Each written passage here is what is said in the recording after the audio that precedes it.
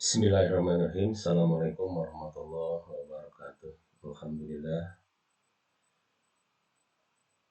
segala puji tentunya hanya milik Allah Subhanahu wa Ta'ala. Sholawat serta salam semoga terlimpah curah kepada junjungan alam, yakni Habibana wa Nabiyana Muhammad Rasulullah SAW.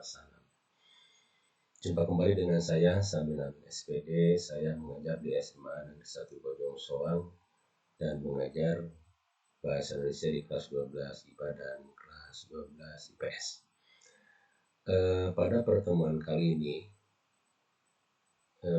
materi yang akan disampaikan adalah mengenai menikmati teks sejarah. Ada teks sejarah, ada teks cerita sejarah. Tentunya ini berbeda ya. Apa perbedaannya? Teks cerita sejarah ini berbeda dengan teks sejarah. Yang dimaksud dengan teks sejarah yaitu tulisan yang berisi cerita, kejadian atau peristiwa yang benar-benar pernah terjadi atau berlangsung di masa lalu.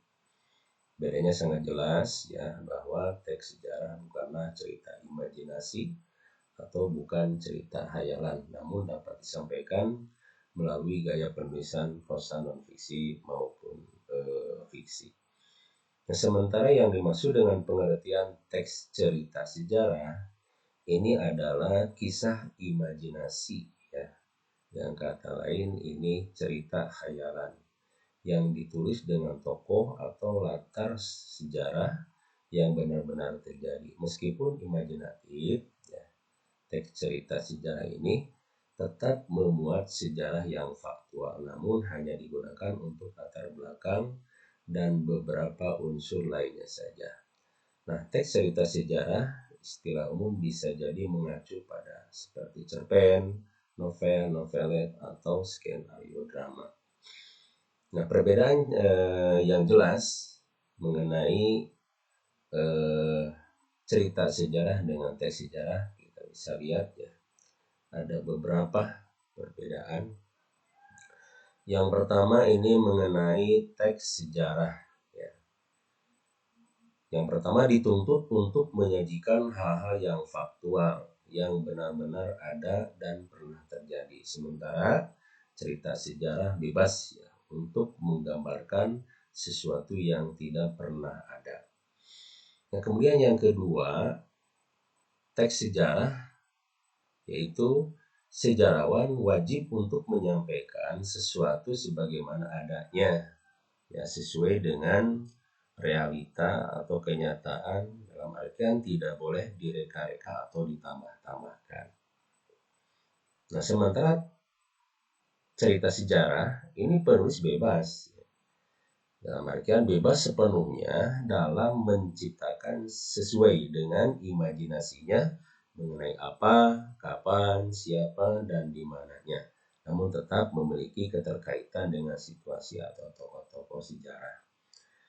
Kemudian yang ketiga, teks sejarah, hubungan antar fakta satu dengan fakta lainnya perlu direkonstruksi, setidaknya melibatkan topografis atau kronologisnya. Sementara di dalam cerita sejarah, imajinasi dan kemampuan mencipta pengaranglah yang mewujudkan cerita sebagai suatu koherensi yang memiliki hubungan dengan situasi sejarah. Kemudian yang keempat, teks sejarah itu sejarawan harus bisa membuktikan bahwa yang dibawakan pada masa kini dapat dilacak eksistensinya atau keberadaannya di masa lalu. Sejarawan terikat pada fakta mengenai apa, siapa, kapan, dan di mana. Nah, sementara cerita sejarah tidak terikat pada fakta sejarah sepenuhnya, ini terutama bagi mengenai apa, siapa, kapan, dan di mana tidak dibutuhkan bukti atau saksi seperti dalam teks sejarah.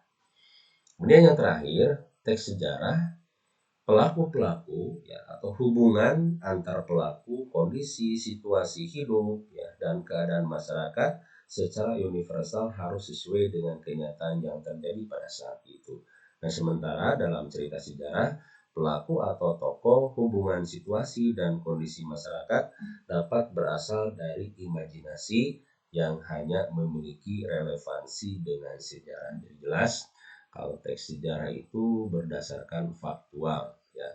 Sementara kalau teks cerita sejarah itu bersifat imajinasi atau hayalan, ya, tapi tetap berpijak kepada peristiwa atau sejarah di masa lalu.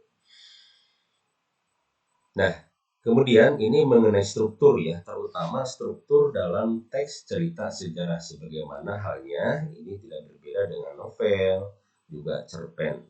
Apa struktur yang harus ada di dalam teks cerita sejarah? Yang pertama yaitu orientasi, ya. Kemudian yang kedua, pengungkapan peristiwa, kemudian konflik, kemudian komplikasi, ya, evaluasi, dan koda. Nah, materi hari ini, ya, di bab 2 mengenai teks cerita sejarah dan teks sejarah. Demikian, mudah-mudahan ada manfaatnya. Terima kasih. Assalamualaikum warahmatullahi wabarakatuh.